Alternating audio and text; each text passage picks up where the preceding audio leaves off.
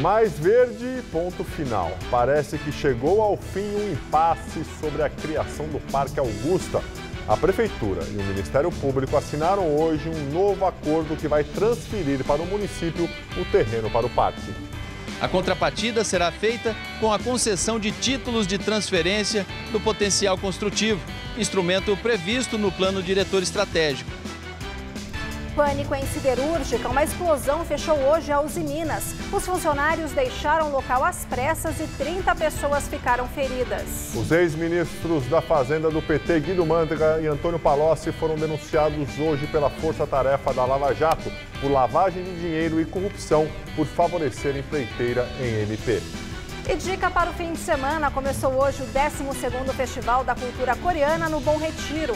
A festa coincide com os 55 anos do início oficial da imigração coreana no Brasil. Você acompanha essas e outras notícias após o intervalo. Até já! A bola rola por todos os cantos do Brasil. E neste domingo, você confere os principais lances que agitaram o campeonato. Fique de olho nos gols, nas polêmicas e nos comentários afiados do time do Mesa e do técnico Nelsinho Batista. Mesa Redonda, neste domingo, 9 da noite. Oferecimento Lux Color. Tudo que é muito bom é tão bom quanto pintar com Lux Color. Rede Pitstop, a sua rede de peças e serviços no Brasil. Brasforma, soluções para diversos ambientes. Dor de ouvido, incômodo no nariz ou garganta são situações que atrapalham seu dia a dia. Aqui no Hospital Paulista, você conta com estrutura completa para tratar as dores mais comuns até as cirurgias complexas em otorrinolaringologia. Especialista em todas as consultas, pronto-socorro 24 horas, centro cirúrgico e UTI modernos, além de atendimento humanizado. Hospital Paulista, especialista em ouvido, nariz e garganta. Dr. Brasil Podemos Neto, diretor técnico médico, CRM/SP 70149.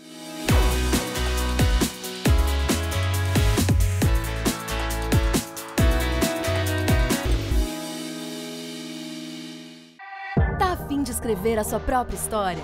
Que tal dirigir a sua própria vida? Então corre pra cá, que a sua hora chegou. Bem-vindo ao Universo Casper, um lugar certo para você pensar, criar e questionar. Na Casper, razão e emoção se unem para fazer diferente, fazer melhor. E você, aceita o desafio? Tem muita coisa nova te esperando por aqui. Faculdade Casper Líbero, Vestibular 2019. Paixão por comunicação. Sabe aquela história de que o papel do pai é ser apenas um bom provedor? Ela já era, bonitão. No Todo Seu de hoje, a gente bate um papo sobre a paternidade do século XXI e a equiparação de gêneros nas tarefas familiares. No palco, tem um elo musical e genético. Então vem que eu te quero aqui de novo. Zé Luiz conta como influenciou e incentivou a carreira artística da sua filha. A nossa casa sempre foi muito musical. Eu fui crescendo e acho que quando eu tinha uns 13, 14, meu pai começou a me ensinar meus primeiros acordes. Todo Seu, hoje, 10h30 da noite. Claro, tô te esperando. O que você está fazendo, vem?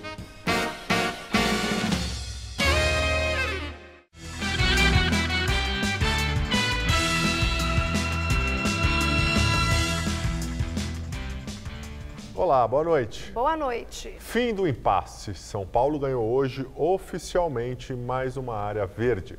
A Prefeitura e o Ministério Público assinaram um novo acordo que transfere para o município o terreno particular que vai dar origem ao chamado Parque Augusta, na região da Consolação. As construtoras donas do terreno se comprometeram ainda a arcar com os custos de 10 milhões de reais para erguer o parque, que deve se tornar uma realidade em 1 ano e meio.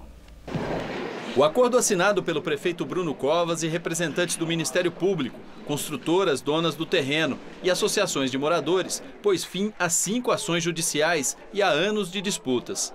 Agora, a área de quase 24 mil metros quadrados passa a ser da prefeitura. Lá precisa de verde, de ar para respirar. É um acordo que cai do céu e que vai trazer para a cidade de São Paulo desenvolvimento, porque coloca nos cofres da cidade dinheiro. A novidade deste acordo é que, em troca do terreno onde será construído o Parque Augusta, a Prefeitura não dará outra área de valor similar para as empresas donas do espaço. A contrapartida será feita com a concessão de títulos de transferência do potencial construtivo, instrumento previsto no Plano Diretor Estratégico. As empresas poderão vender esses títulos ou usá-los como pagamento pelo direito de erguer novos imóveis acima da metragem máxima em várias partes da cidade. Nesse caso em particular, eles devem receber uma declaração no entorno de 3.200 metros quadrados passíveis de transferência para outro local do município. Em vez de pagar outorga à prefeitura, ele paga essa metragem quadrada com esse papel. O papel da declaração de transferência. Também faz parte do acordo o investimento de mais de 6 milhões de reais das incorporadoras imobiliárias para a construção do parque, 2 milhões para a manutenção do parque durante 2 anos e outros R$1.750.000 para a Secretaria de Desenvolvimento e Assistência Social. Além disso, cerca de 90 milhões de reais recuperados pela Justiça em ações contra bancos estrangeiros que receberam dinheiro desviado pelo ex-prefeito Paulo Maluf, que estavam reservados para a construção do Parque Augusta, serão destinados agora para outras obras da Prefeitura, como creches, escolas de educação infantil e CELS. O acordo agora precisa ser homologado pela Justiça. Após todos os processos serem arquivados, as construtoras terão 120 dias para começarem as obras e 1 ano e meio para entregarem o Parque Augusta pronto à população. A Usiminas siderúrgica, que fica na cidade mineira de Ipatinga, foi esvaziada hoje após uma explosão em um dos gasômetros. Pelo menos 30 dos 150 funcionários foram levados para hospitais da região, mas nenhum em estado grave. A forte explosão, que pôde ser sentida em diversos bairros da cidade, aconteceu em um dos gasômetros na área onde o ferro é convertido em aço. Nas imagens postadas por funcionários em redes sociais, é possível ver o momento da explosão. Em seguida, uma intensa nuvem de fumaça foi vista saindo da usina. A fumaça, eu estou filmando de cada janela da minha casa. A uns 2 quilômetros longe da explosão. Em outro vídeo, um funcionário mostra o momento em que as 150 pessoas deixaram o local. É o gasômetro? Meu Deus, vamos correr. É gás. Um dos trabalhadores teria alertado para o risco de vazamento de um gás tóxico e inodor. A siderúrgica negou a informação e disse que a equipe de brigadistas está atuando no local, monitorando os gases. As cidades de Ipatinga, onde fica a Usiminas, Coronel Fabriciano, Santana do Paraíso e Timóteo fazem parte do Vale do Aço, um dos maiores complexos industriais do Brasil. Segundo dados mais recentes do IBGE, a área é responsável por 2,55% do PIB do estado de Minas Gerais e 0,22% do país. A Lava Jato do Rio prendeu um empresário, corretor de valores, que investia dinheiro de corrupção. João Paulo Júlio de Pinho Lopes foi citado na delação do ex-subsecretário estadual de Transportes do Estado, Luiz Carlos Veloso. O empresário, que mora na capital fluminense, foi preso em casa por agentes da Polícia Federal. A ordem foi autorizada pelo juiz federal da Lava Jato no Rio, Marcelo Bretas. João Paulo Júlio de Pinho Lopes é ligado à corretora Advalor. Segundo consta na delação de Luiz Carlos Veloso, homologada pelo Supremo Tribunal Federal, a empresa era usada como uma espécie de instituição financeira para armazenar recursos ilícitos de agentes públicos, bem como efetivar pagamentos em seu favor. Para justificar o pedido de prisão, o Ministério Público Federal argumentou que, mesmo durante o curso das investigações, foi constatado que João Paulo continuava trabalhando na Advalor e que o dinheiro fruto da corrupção ainda estava sob a guarda da corretora. O ex-subsecretário de Transportes do Estado do Rio de Janeiro, Luiz Carlos Veloso, também contou que usou a corretora para receber dinheiro de propina vindo de empreiteiras que atuavam nas obras da linha 4 do metrô e que também movimentava por lá valores destinados ao ministro do Tribunal de Contas da União, Augusto Nardes, e para o ex-secretário de Transportes e hoje deputado federal pelo PP, Júlio Lopes. Augusto Nardes foi o ministro do TCU responsável pela análise das contas da ex-presidente Dilma Rousseff do PT. Apenas para Nardes, Veloso relata ter pago R$100 mil mensais. Ainda segundo o delator, o ex-gerente da Petrobras, Pedro Barusco, foi quem indicou que as transações fossem feitas pela Advalor. O ministro do Supremo Tribunal Federal, Luiz Fux, mandou para a Justiça Federal aqui de São Paulo uma investigação contra o ministro da Ciência, Tecnologia, Inovações e Comunicações, Gilberto Kassab, do PSD. Fux atendeu a um pedido da Procuradoria-Geral da República. Segundo delatores da Odebrecht, Kassab teria recebido propina de R$20 milhões.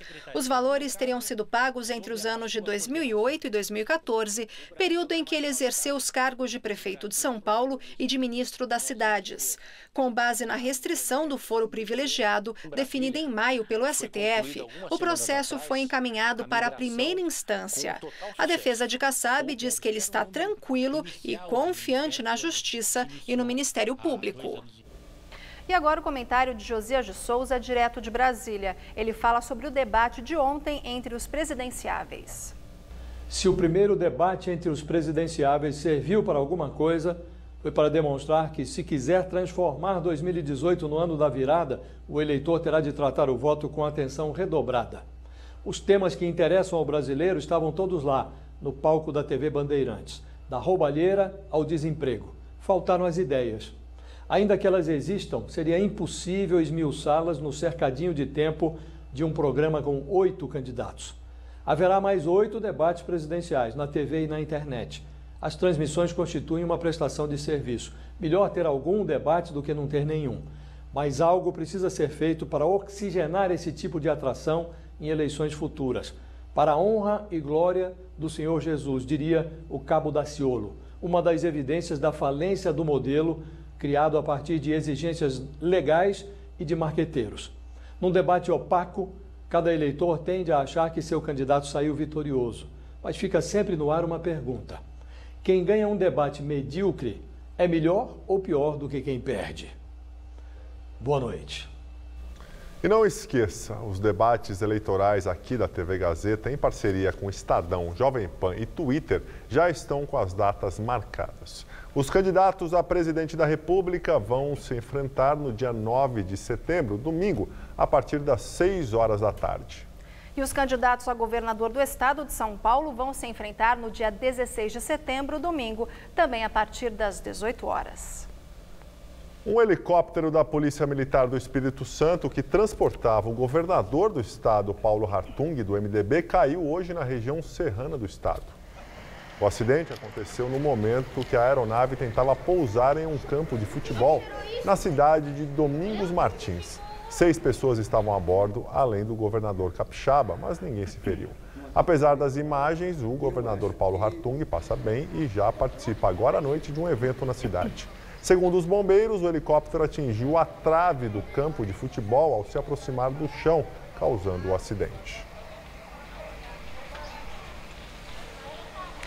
Depois do Supremo Tribunal Federal, o Ministério Público Federal também aprovou por unanimidade reajuste idêntico de 16,38% nos salários dos procuradores.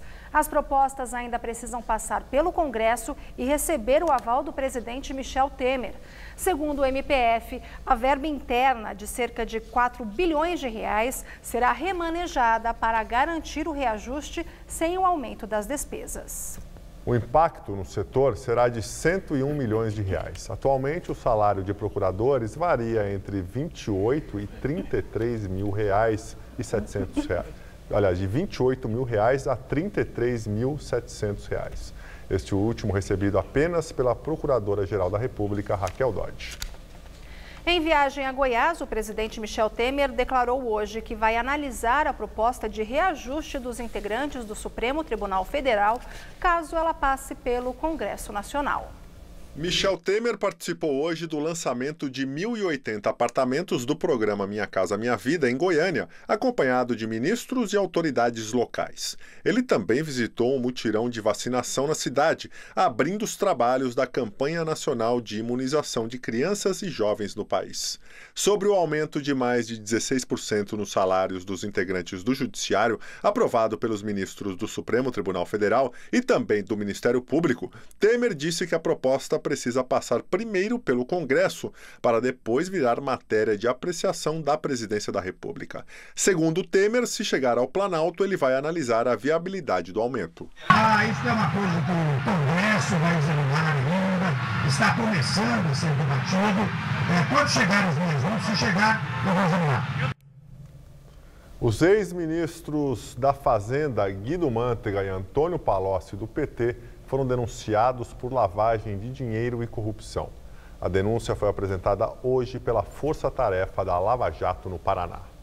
Além de Guido Mantega e Antônio Palocci, também foram denunciados 6 ex-representantes da Odebrecht, entre eles o ex-presidente da empresa, Marcelo Odebrecht, e os publicitários Mônica Moura, João Santana e André Santana, responsáveis pelas últimas campanhas eleitorais do PT. Segundo a denúncia, todos estão envolvidos em atos ilícitos e que resultaram na medida provisória da crise, que beneficiou diretamente empresas do grupo Odebrecht, entre elas a Braskem. O objetivo da manobra, afirmam os procuradores, era permitir que a Braskem pagasse tributos federais de forma parcelada com valor de multa reduzido. Essa é a primeira denúncia contra Mantega na Lava Jato em Curitiba. O ex-ministro do governo Dilma já é réu na Operação Zelotes, acusado dos crimes de corrupção e lavagem de dinheiro por supostamente tentar beneficiar empresas nos julgamentos do CARF, o Conselho Administrativo de Recursos Fiscais. Antônio Palocci já foi condenado a 12 anos de prisão pelo juiz Sérgio Moro, acusado de gerenciar uma conta de propina com a mesma Odebrecht, na época que também era ministro do governo Lula. Também hoje, em depoimento ao juiz Sérgio Moro, Mônica Moura voltou a dizer que negociou diretamente com a ex-presidente Dilma Rousseff os valores de Caixa 2 que seriam repassados para a campanha da petista à presidência em 2014. Segundo a marqueteira, a partir de 2015, quem ficou responsável pela organização do pagamento foi o então ministro da Fazenda, Guido Mantega. Em nota, a assessoria de imprensa de Dilma Rousseff classificou as afirmações como mentirosas. O marido de Mônica Moura, João Santana, também prestou depoimento hoje. Réu na Lava Jato e já condenado em um dos processos, o publicitário afirmou que a prática de Caixa 2 para o pagamento de despesas eleitorais continua no Brasil. O juiz da Fazenda Pública da cidade de Marília, no interior de São Paulo, condenou hoje os ex-prefeitos José Ticiano Dias Toffoli, do PT, e Mário Burgarelli, do PDT, por improbidade administrativa, quando eles administraram a cidade entre 2009 e 2012. José Ticiano é irmão do ministro Dias Toffoli, do Supremo Tribunal Federal. Ele e Mário Burgarelli são acusados de irregularidades na execução orçamentária do município. Na sentença, a Justiça determinou a suspensão dos direitos políticos dos dois por ao menos 8 anos, mais pagamento de multa. Ainda cabe recurso na segunda instância. Um dos suspeitos do roubo de medicamentos de alto custo do Hospital São Paulo foi preso hoje. Segundo a Polícia Civil, o prejuízo com os remédios roubados é de R$800 mil. O crime aconteceu no dia 2 de agosto. Emerson Feliciano Marques é um dos 6 homens flagrados pelas câmeras de segurança durante o roubo na semana passada. Ele foi preso nesta madrugada num bar na Zona Leste. As imagens mostram a quadrilha carregando uma van com medicamentos retirados do almoxarifado. Remédios de alto custo indicados para o tratamento de câncer, na maior parte. A carga roubada foi avaliada em R$800 mil. Hoje, na delegacia, o suspeito foi reconhecido pelos 5 funcionários que foram rendidos e amarrados pelo bando. Além dos ladrões que participaram da ação, a polícia está em busca dos possíveis compradores da carga roubada, que pode ter sido inclusive encomendada à quadrilha. Além disso, segundo o delegado, alguns detalhes levam à hipótese da participação de funcionários do hospital. Ela é considerada pelo fato dos indivíduos terem cometido o roubo momentos depois, um dia depois dessa mercadoria ter aportado ali no hospital, eles agiram de forma extremamente segura, de forma tranquila, denotando, indicando que sabiam qual era o procedimento, quais as pessoas que iam ter lá, quais as dificuldades que eles iriam enfrentar. Em janeiro deste ano, 9 pessoas foram presas por envolvimento no desvio de medicamentos de hospitais públicos de São Paulo, Goiás, Espírito Santo e Distrito Federal. Por meio de uma empresa de fachada, a quadrilha revendia os remédios a clínicas e hospitais. Durante 2 anos, o bando teria faturado 16 milhões de reais com o esquema, segundo o Ministério Público. O ministro da Segurança Pública, Raul Jungmann, confirmou que há pistas que apontam para uma possível participação de agentes públicos e políticos nos assassinatos da vereadora do PSOL, Marielle Franco, e do motorista dela, Anderson Gomes. No entanto, não citou nomes nem quis dar mais detalhes para não atrapalhar as investigações. Ontem, o deputado estadual Marcelo Freixo, do PSOL, disse que os deputados estaduais do MDB, Edson Albertassi, Jorge Pisciani e Paulo Melo, são investigados por participação nos crimes.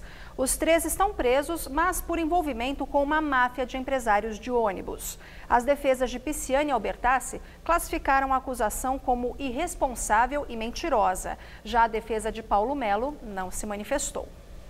Vamos agora ao bloco de notícias internacionais. 2 palestinos morreram na faixa de Gaza depois do cessar-fogo anunciado pelo Hamas.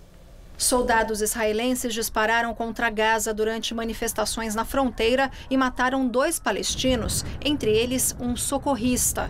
Mesmo com a trégua acertada entre o Hamas e Israel, novos confrontos foram registrados. Cerca de 2.000 palestinos protestaram ao leste de Gaza hoje. Ao menos 40 pessoas ficaram feridas. A guerra comercial de Donald Trump agravou a crise na Turquia com uma grande desvalorização da moeda nacional, a lira turca, e provocou a disparada do dólar no mercado internacional. O presidente americano Donald Trump anunciou a duplicação das tarifas sobre o aço e o alumínio turcos. Pela primeira vez, a moeda turca caiu para o menor valor da história frente ao dólar, depois de desvalorizar quase 10% de manhã. A moeda chegou a 6 liras por dólar. O mercado financeiro mundial foi afetado. As bolsas da Europa e Wall Street caíram. A crise se agravou com as sanções impostas pelos Estados Unidos. O motivo de Trump foi a prisão de um pastor norte-americano acusado de golpe de Estado contra o governo do presidente turco. O presidente Erdogan pediu à população que troque as moedas estrangeiras pela lira turca para tentar conter a queda da moeda. Agora, olha só essa. A polícia de Sanford, na Flórida, teve a ajuda de um grupo inusitado para prender uma suspeita de roubo no último final de semana. Um rebanho bovino, isso mesmo, você escutou bem, um rebanho bovino cercou a fugitiva até os policiais chegarem para efetuar a prisão. As imagens com infravermelho foram feitas pelo helicóptero da polícia americana e mostram o momento em que o carro roubado com 3 suspeitos atola em um pasto. 2 pessoas começam a fugir. A equipe da aeronave avisa os policiais que estão em terra para seguirem o rebanho, pois o gado estava perseguindo um dos fugitivos. Jennifer Kaufman acabou cercada pelos bois e vacas e os policiais aproveitaram para prendê-la. Os outros 2 criminosos também foram detidos. Eles são acusados de roubo, resistência à prisão e posse de drogas. Será que as vaquinhas vão ganhar uma medalhinha? Deveriam. De serviços prestados? Deveriam. Voltando aqui para o Brasil, nós vamos falar agora do tempo. A sexta-feira começou fria, esquentou ao longo do dia e as temperaturas voltaram a cair agora à noite. Agora aqui na região da Avenida Paulista faz 16 graus. E olha, deve esfriar ainda mais na madrugada, viu? Vamos ficar assim até segunda-feira, Mariana? Vamos sim! O fim de semana promete esse tempo típico de inverno, com céu azul, sol e ar gelado. Olha, nesse sábado a mínima vai ser de 8 e a máxima só de 20 graus. No Domingão dos Pais, mais frio ainda, entre 8 e 18 graus por aqui. Mas para começar a semana, uma discreta aquecida. Mínima de 10 e máxima prevista de 20 graus na segunda-feira. E o frio chegou com tudo mesmo ao sul do país. De ontem para hoje, houve registro de chuva congelada que cobriu a vegetação de cristais de água e até nevou em algumas cidades. Turistas e moradores puderam ver flocos de neve em Gramado e em Bom Jesus, no Rio Grande do Sul, e também nos municípios de Urupema, São Joaquim, Urubici e Bom Jardim da Serra, em Santa Catarina. Nessas áreas, os termômetros variaram entre 0 e 1 grau negativo, mas a sensação térmica, por causa dos ventos, chegou a menos 6 graus.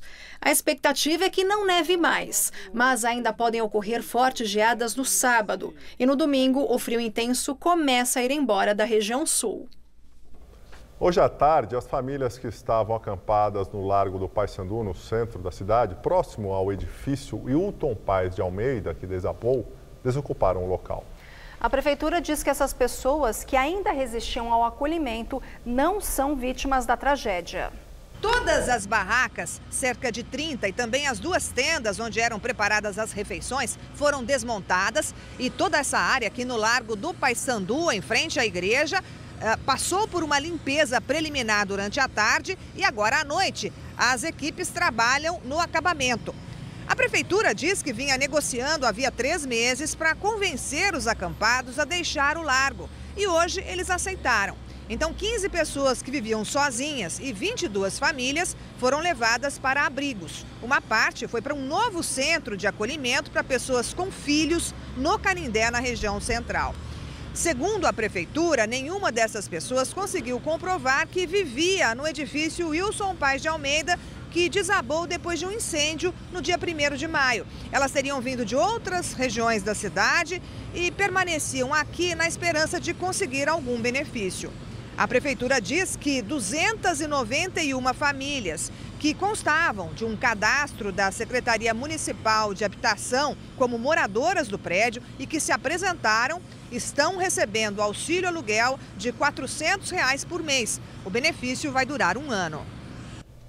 Com a chegada do final de semana, uma sugestão é o 12º Festival da Cultura Coreana, que começou hoje no Bom Retiro.